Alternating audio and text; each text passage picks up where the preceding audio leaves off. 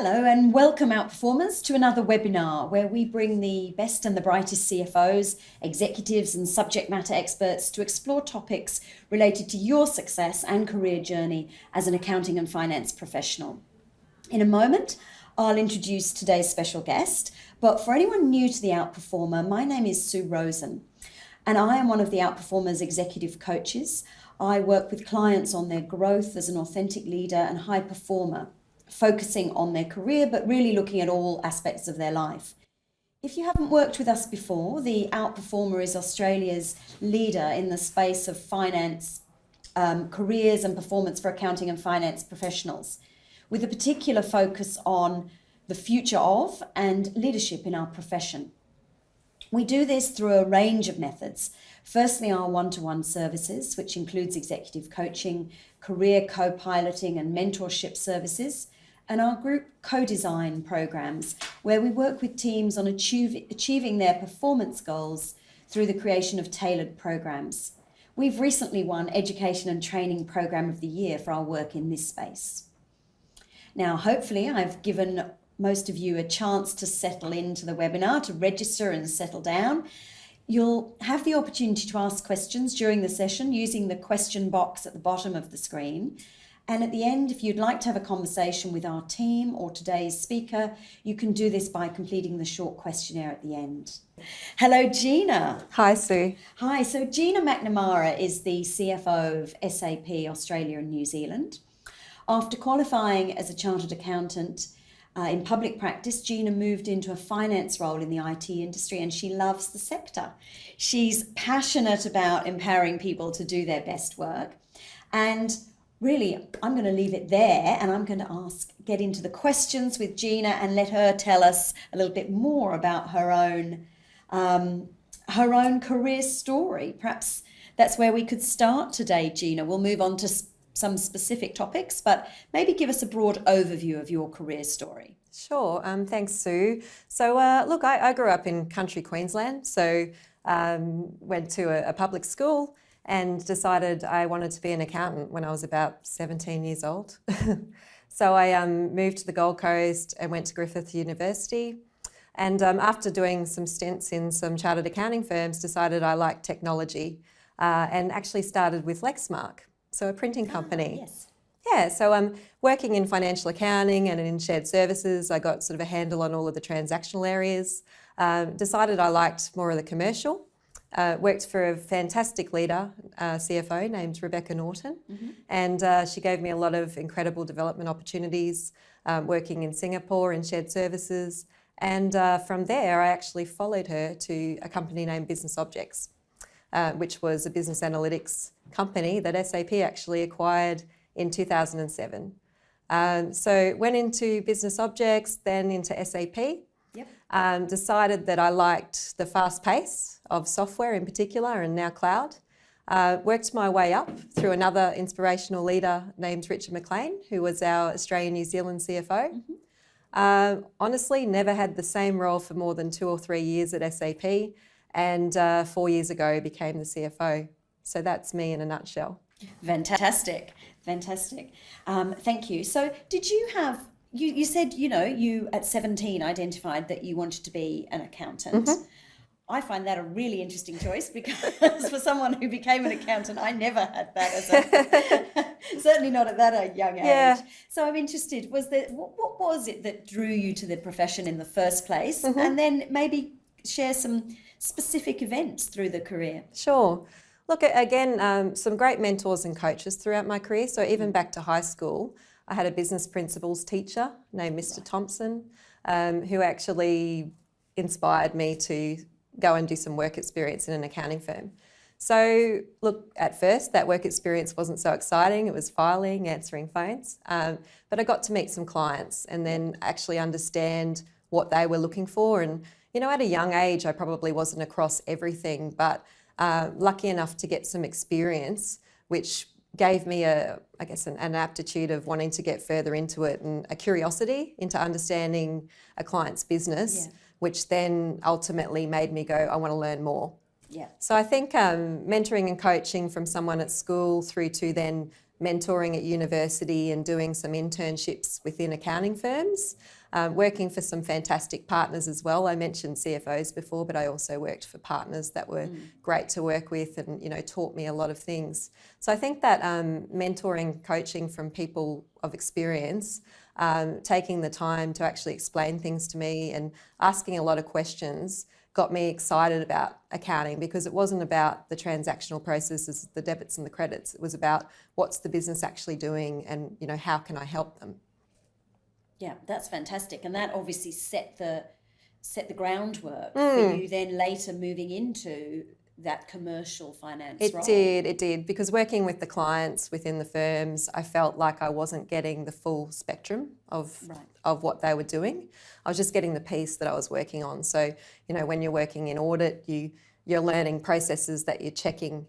And when you're looking at the financial accounting and the tax, you're again getting fed a lot of information from the client, but you're not working in the business and then understanding what does that business do and how does it become that number. So to me, that was what was more fascinating about the role, and it was why I decided to leave the firm. And I'm not saying you can't get that in a firm. You get great experience in a firm and far more exposure to lots of industries than what you do when you choose, a corporation to work for. But it was that really inspired me to become an accountant and then progress throughout my career and then ultimately end up in the commercial world.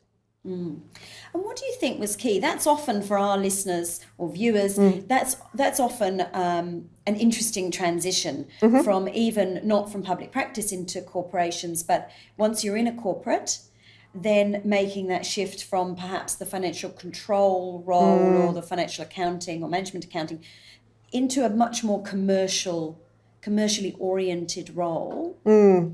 How did that work for you?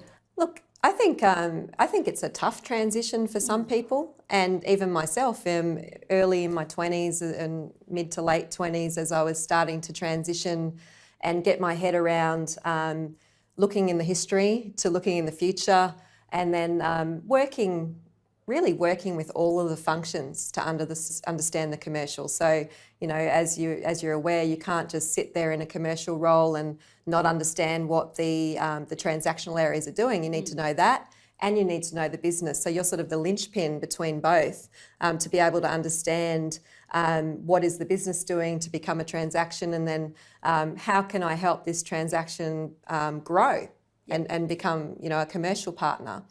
So I spent a lot of time, what we now call at SAP, learning how to be a transformation agent. So more than a business partner, the stewardship that you do around transactions is very important. And in commercial world, you also have to have that stewardship of, being compliant and doing everything correctly, being a good corporate citizen. You're responsible to our shareholders to make sure that you're doing the right thing and that you're advising the business in the right way. But I think making that transition of forgetting that, yes, the past is important, but how do you grow that future is really important in becoming a good commercial partner. Okay, fantastic. And were there specific things that helped you make that move? Yeah, I think opportunities of doing different roles. Yeah. So I mentioned shared services back when I was in Lexmark. That was a great opportunity because I got to see not just Australia and New Zealand, I got to go and sit in Singapore and look at what's happening across Asia for Lexmark. And at the time, Lexmark was making a really difficult transition of, they'd always made their money through selling printers. Yep. And printers went from being an expensive thing to a very cheap thing as they are today. And so the toner became very important as like the annuity revenue stream. So Lexmark was going through a whole change of identity of even, do we become a software company? And now they actually are. They have they've acquired a lot of software companies and they've made a big change in how they run their business models. So ultimately I ended up learning about that and then getting the opportunity to work in different roles such as shared services, and then making a step into management accounting, where I was working with people that were already experienced in that area, and then getting, a curiosity of going out to the business and saying, how can I help you? What can I do for you? Understanding what they wanted to see, not just pushing out reports that the previous person had done before me. going and meeting with the people that I was supporting and saying, hi, I'm Gina, I'm here to help you. Ultimately, I'm not here unless you're making revenue and sales at Lexmark. And so now let's look at how can we grow growth into the business, and can I be involved in your business reviews and things that you might not have had finance people in before. So I think a lot of people in finance roles will sit back and not necessarily have that confidence. So I got given the opportunity to go and do that, but I also asked for that opportunity. So you were putting yourself forward. Yeah, putting myself outside of my comfort zone. So that again goes back to strong coaching and mentoring of the CFO, Rebecca Norton, that I was working for at the time, who really encouraged all of her team, and still does today. I'm still in touch with her today, to make sure that they're not sitting behind the computer. They're actually getting out and into the business and understanding what's going on.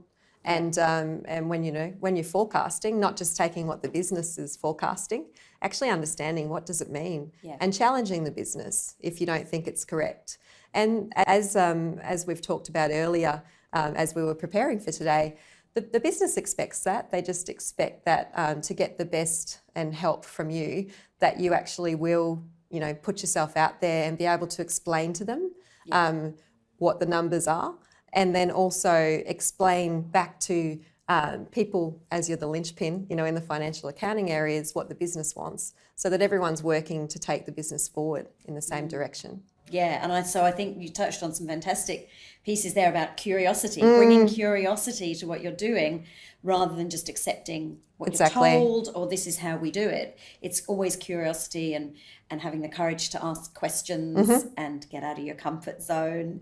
Those are things I so often talk about as well with clients, to move from one stage to the next, no matter where you are in your career, whether you're more junior or as a CFO, it's still maintaining that curiosity and the courage to put yourself out of your comfort zone. Absolutely. Yeah, and of course, if you can get help from coaches, mentors, sponsors, that's, fantastically supportive. Yeah, I think it's critical, because you don't know what you don't know, and they can give you some tips and steps in the right direction.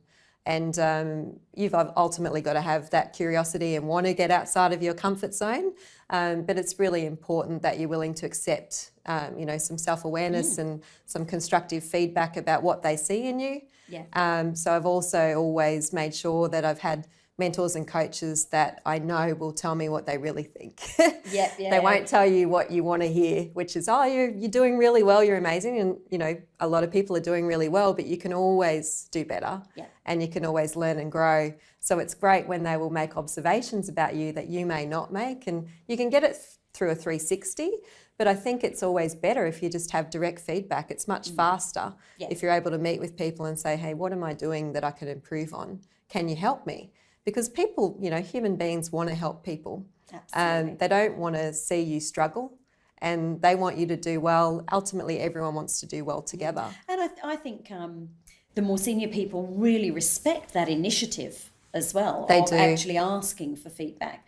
I think we all know that continual feedback, 360-degree feedbacks, surveys, an annual event is wonderful, and there can be huge amounts of learning from a wider pool of people. But it's so important from your direct manager and conversely, as a manager, from your direct reports, to get a continual level of feedback about how could we do things better, how could I help you, or what it is about my communication style that you would like to, see me work on, so that we could have clearer lines of communication. Agree. And I think it goes both ways. So finance professionals should be open to also telling that leader, what they think about them, so they can help you and coach and mentor you, but you can also help them because you've got a different point of view. And it's all about that creativity of thinking and, diversity of thinking. Which actually brings us beautifully to my next point, which is to ask you, I know you've been, a real champion of diversity and inclusion throughout your career. And you mentioned you did a stint in Singapore as well. Yes. So I'm really interested in how you feel the focus on inclusion now is playing out, maybe within SAP, and more specifically within finance teams. For you as a leader, but also what were the impacts on you as a an up and coming female finance leader What have you felt the impacts have been on you? I've had mixed experiences. So if I go back to my journey to CFO, I was reluctant to actually apply for the role 4 years ago. And I mentioned Richard McLean before because he was an amazing advocate and sponsor to me, as well as my direct boss. And he spent quite a bit of time working with me on my development plan and really pushing me and challenging me to get out there and meet with the business leaders across SAP and understand what do they want from a CFO to help convince me that I could do the role. Yeah. And so I did that. And I spent quite a bit of time on working on myself internally. And what I really saw at the time, and SAP has made great grounds, but there wasn't a lot of female leaders that I could look up to. So I mentioned Rebecca before, she was amazing. And within SAP, there were some Rebeccas around, but no one that really grabbed me within finance back then to make me go, I want to be like them. And I think role models are very important. So one of the main reasons, once I got my head around, I am going to apply for this, I'm going to really go hard for it, was because I thought I can make a difference there. That's something that I think I can bring to the table. So through my interview process with panels, I did mention that I thought that was something I could really champion. It's something that I believe in. You don't have to be a rocket scientist to see the difference to bottom lines when you have diverse teams. So not just females, but all different types of people. We can't all think the same. So it was tough in terms of putting myself out there, not feeling like, oh, I've got 150% of the qualifications and the experience. I had 80, I'd say back then. I felt like I had 80 and I had a gap to go. But again, why go for a role if you know it all? Exactly, and that's what I always say to people. If you had the whole 100%, you'd be bored within the first few months. That's Whereas right. if there's still a room for growth, and I think you can absolutely sell that in an interview as well, that these are the strengths I bring, and this is what I still want to work on, but I have the strengths that will help me learn that. And Exactly. being adaptive. So being adaptive was one of the things that I brought to the table, and also being a champion for women, as well as, making sure that I got out there and into the business. So I became exec sponsor of the Business Women's Network a few years ago, and I'm back in there again this year, and working with our HR director Debbie on all the programs that we can offer, not just women, but if you're gay at work, how can we support you more? If you've got elderly parents. So just thinking about all of the different things that people need in a career. It's not just about one thing. It's every person's an individual, and making sure that they can bring their best self to work. Yeah, and your career is only one part of your life. That's right. So how do you make it all work together? So on that, I'm actually very interested in terms of what are you doing as an executive, but also at SAP as an employer, specifically to champion inclusivity. We're doing a number of things. We recently became awarded WGEA pay equity, so status, which I think is a really important step for the organisation.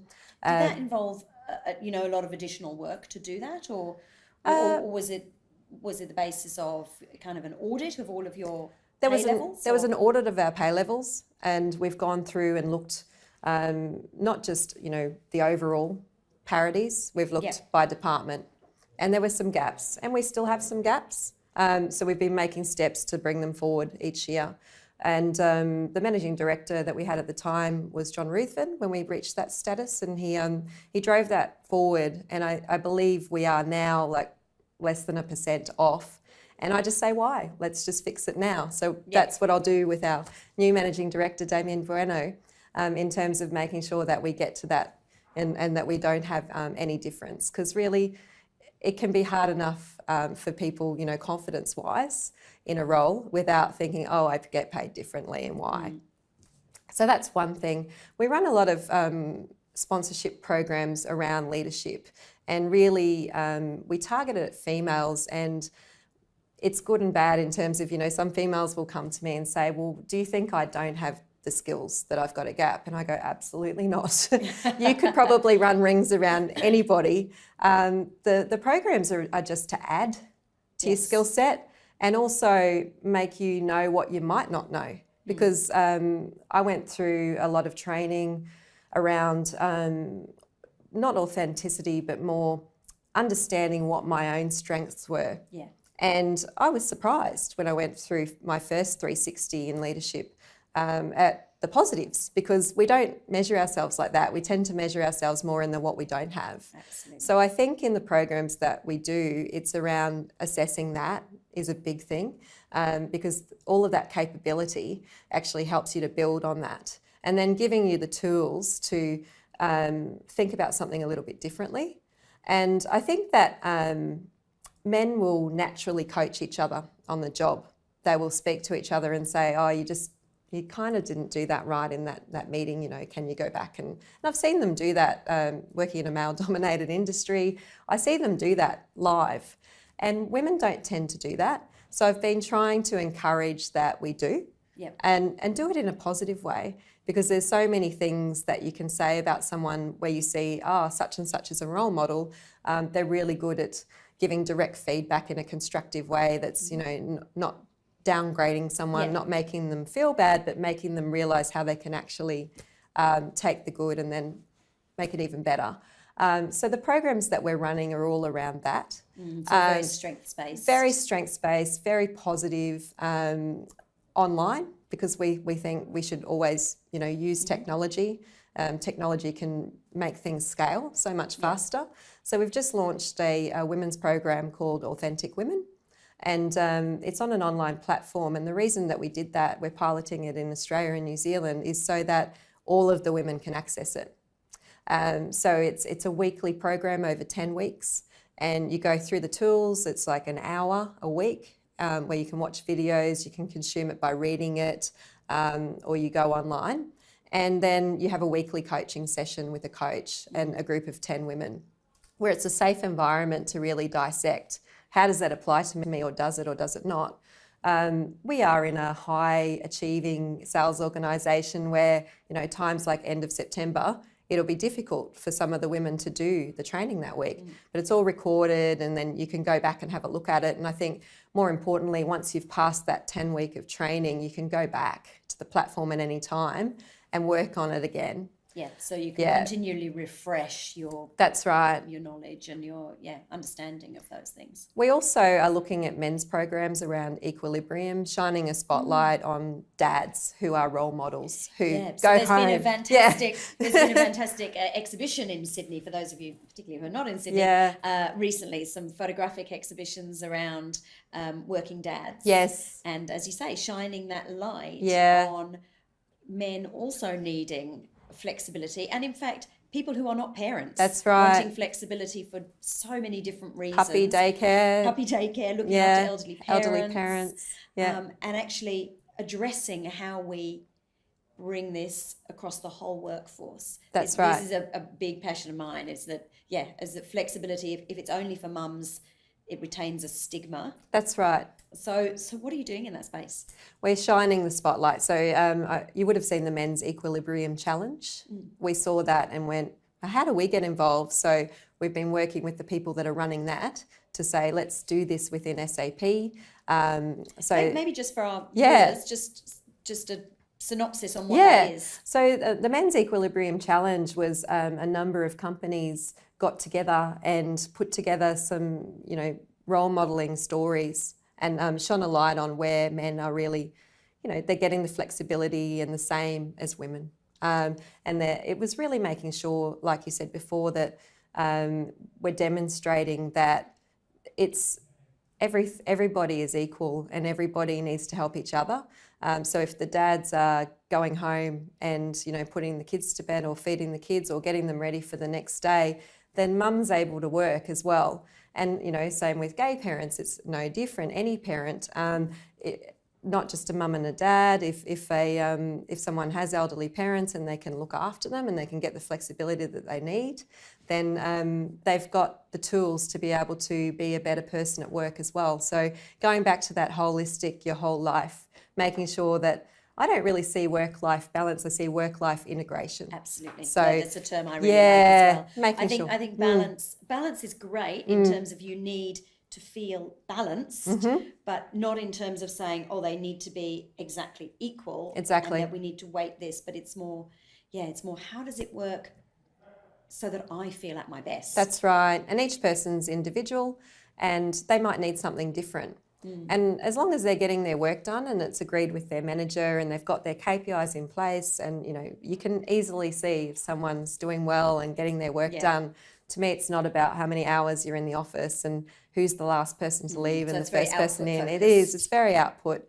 I've talked about this at conferences before about, could we measure based on outputs? And, SAP as a system even has timesheeting, because we do a lot of consulting and things where we have timesheets, but could we move away from that and actually move to an output? So the Men's Equilibrium Challenge was all around that, and that's what we're trying to bring into SAP, but on a wider scale, not just at men, not just at women, at people, and how do you be your best at work?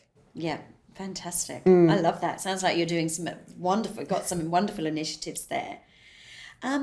And Gina, I know another area, particularly why I wanted to get you in to talk to me today, was around the work you and SAP do in terms of purpose. Yes. So anybody who has interacted with me knows this is a big interest of mine, about identifying individual purpose and aligning that with an organisational purpose, and how you align the two things, and then what fits in the middle in terms of as a team. So looking at your finance team and what is the purpose of that team. So I know you've been doing things in that space. I have. So SAP's vision is to help the world run better and improve people's lives.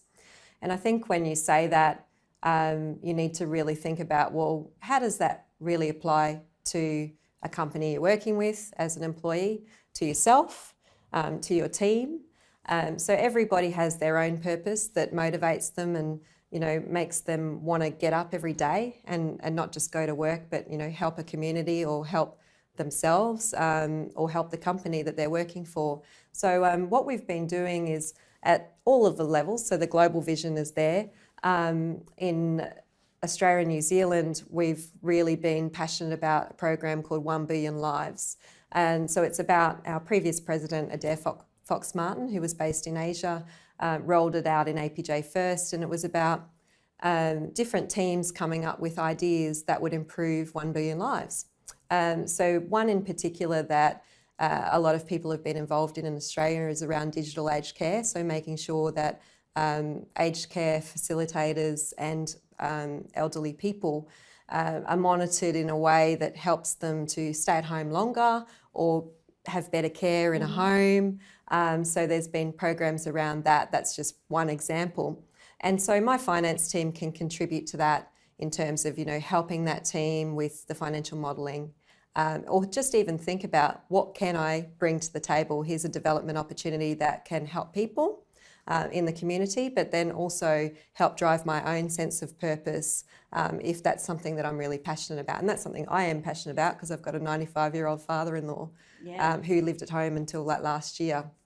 So that's an example of how we take our vision, and then we look at how can we apply that locally. And then within my own finance team, we do a lot of training and development around walking in the customer's shoes.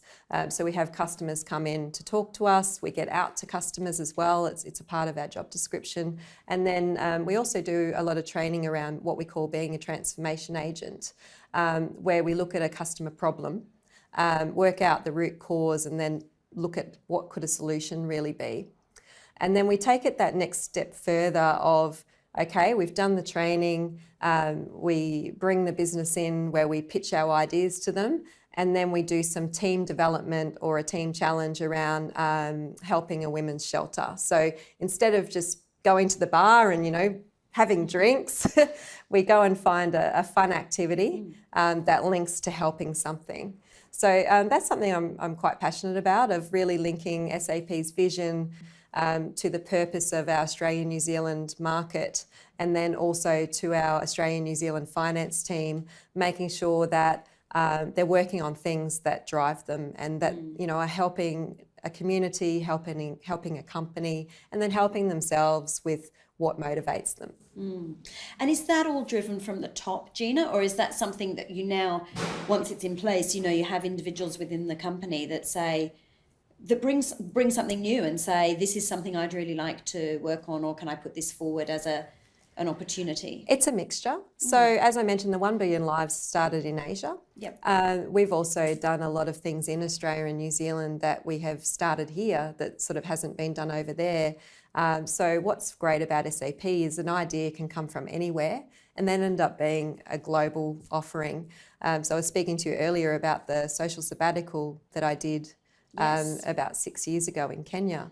Where one of our leadership development opportunities, if you're a top performer in the company, is you can apply to go and work in another country, usually a third world country, for a not-for-profit on a business problem.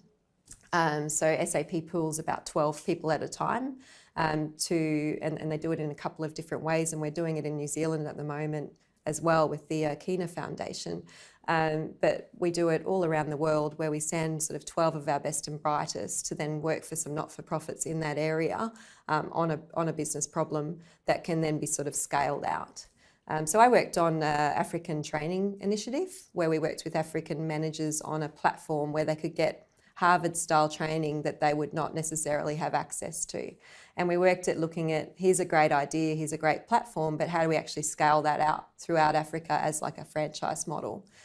So it's not something you would expect a finance person or a finance team to work on. So I think what's important about it is you get the finance team, again, working with all different skill sets. And finance people have a lot to bring to the table in this area, not just the financial aspects, but because we work so closely with the business, there are a lot of things. At the time, I was working with the COO of the not-for-profit on his sales and marketing process. And I'm from finance, it's something totally different, but it's something that I get to experience at SAP due to, the jobs that we're in. So I think that's just an example of a program. Are these organisations where SAP has a commercial arrangement in? No, or they're completely independent. These are completely independent. Yeah. So we have an arrangement with the company that helps us to do the program. Right. So they identify these companies. The matching. That's right. The matching with the companies, but the actual not-for-profits are totally independent. In Australia and New Zealand, we have some commercial arrangements with the Smith Family Australian Indigenous Education Foundation, the Akina Foundation in New Zealand, and the Graham Dingle Foundation in New Zealand. And with those, we do have, some commercial arrangements that we have with them, but then they also partner us with themselves and then other organisations to do good in the community. Fantastic. Sounds like, a fantastic array of opportunities. Yes. And do you at SAP see the fruits of that in terms of offering, what you're offering to incoming employees? Yeah, we do. It's all about making it somewhere, that people want to work, and coming to work and collecting a paycheck is sort of no longer the reason why people want to come to work. It's not why I want to come to work. You come to work for a number of reasons, but I think that sense of purpose and helping a community is a really big thing for most people. Obviously, everyone's motivated differently, but it's definitely something that attracts talent to our business. Being paid to go and work on things that excite you and motivate you, and knowing that you have a voice to be able to come to the leadership team and say, what about this? Our early talent recently did an initiative called Ride to Waldorf, where they got Fitness First to donate some spin bikes to our office. And then, the peddling the miles of what it takes to go from here to, those that don't know, Waldorf is in Germany. It's where SAP's headquarters is. And we had to ride the kilometres. That's a lot of kilometres. It is. So our early talent came up with this idea where it's, health and well-being, exercise, and then the donations go to our CSR partner to make sure that, we're helping drive some of that in a different way to the commercial arrangements. The employees could do things like matching, where they're peddling and they're donating, and then they're also, the company's sort of matching what they're putting in. So some of the leaders were saying, I'm on the bike from 12 to 1 and I'll match any donation that any employee puts in. So I think that's something that the early talent just came to us and said, can we do this?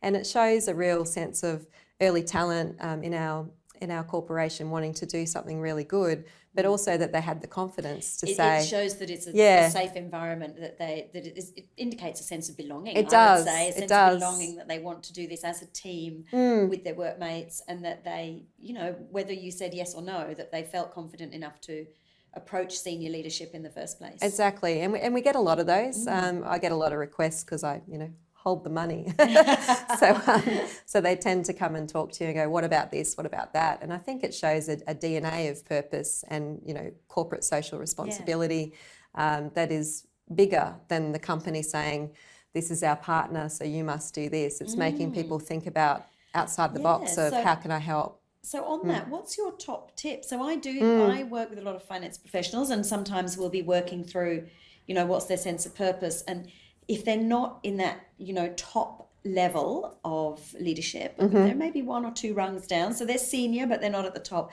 What's your top tip for initiating some really purpose-led initiatives? I would say you don't have to be a leader to initiate something. And that's what happens within SAP, is that most of the great ideas around purpose actually come from, it can be anybody, and it doesn't matter what role you're in. You need to think about what makes me and what would make my team. If you can get a collective of people, like we did with the early talent, to actually get together and think about something, like workshop something. So I'm always, when my team sort of says to me, oh, this issue or that issue, and I go, well, how about we workshop it? And is there anything that we can do that will do something good, other than just, improve a process, improve a financial outcome? Is there also something else that we can do there? So I would say to aspiring leaders that this is your opportunity to actually show that you are a leader, because you are thinking like that. Difference. That's right. And that's what is expected. Leadership's no longer about just being a manager that does the pay appraisal and has the one-on-ones. It's actually, how do you get better, get more out of people in terms of them being engaged and wanting to be there. And I think this is where aspiring CFOs can really help, because you're in touch with the people, you're working with them. You should know what drives them, and if you don't, then you're probably not going to make it to that next role. You need to be in touch with that. Fantastic, thank you. And in terms of your own personal sense of purpose, I should have prepped you for this one. That's okay. Shouldn't I? Do you have your own purpose statement? I don't have a purpose statement as such, but I do have a sense of my purpose. And it's very much linked back to caring for people in general. So not just diversity and inclusion, but making sure that everybody feels like they're in a very safe and comfortable environment. And to me, that's a very important thing, that no matter what company you work for and what company I work for, if I don't feel as though it's a safe environment to be able to give my view or be able to help employees do their best, then it's not sort of somewhere that would motivate me to come to work every day. I had a baby last year, a little boy. Congratulations. Thank you. And that's really helped me to sort of define that a bit more and get a new perspective on that work-life integration. Yeah. And ensuring that I'm a good mum, and mum guilt, as we all know, exists, but that I'm spending the maximum time with him when I can. And when I'm with him, I'm really on and we're having a great time. I'm not trying to juggle. It is a juggle. So, but I'm not trying, I've got defined times where I can be with him and I'm not juggling as such. So surrounding myself with the right resources to be able to know that, from the time he wakes up till 9 a.m, I've got a couple of hours with him where we get together and we're having fun, and we're not just coexisting. I'm not sort of trying to get ready while he's sort of harassing me or whatever, and vice versa. He's wanting to play. I actually sit down and play with him, and he's 15 months now, so he's very active, and kick a soccer ball with him or read a book, and know that that's our time. Whereas prior to having a baby, I think that I was very much into the work, and I was very passionate about purpose and helping people. But I didn't have enough of that balance and integration of family life. Yeah, there's nothing like you're not quite there. There's nothing like a toddler's tantrum to put work issues in perspective. Oh, he's doing them already. That was one of my learnings when my children were small, is that I could be dealing with a CEO who was having a tantrum, but my 4-year-olds was much more important to me. Absolutely. So, well, thank you so much for all you've shared today, Gina. I think we're coming to the end. No worries. Of our allotted time this morning. I'm just going to check whether we have any. I see just one question about, will this webinar be recorded? And yes, it will be. So in a few days, the webinar will be available. So if you've chimed in late or you were not able to join us today for the whole thing, I hope you log on and check us out online. And of course, please get in touch. You have all the Outperformer details, so please reach out if you'd like to have a chat about finding your own purpose, developing your own career development plan and strategy. And I would like to really thank Gina for her time today in terms of coming in, making the time to chat with our viewers. It's been a fantastic conversation. I have a feeling that I could chat to Gina for much, much longer about she's talked today about the importance of getting out of the finance team and getting in front of people, getting out of your comfort zone. We've also talked about inclusivity and how can we make our workplaces friendlier to people, whatever their own individual needs. And we've talked a lot about purpose, both on an individual level and how we integrate that within our organisations and lead that both as leaders and invite the engagement from our staff as well. So thank you very much, Gina. Thanks, Sue.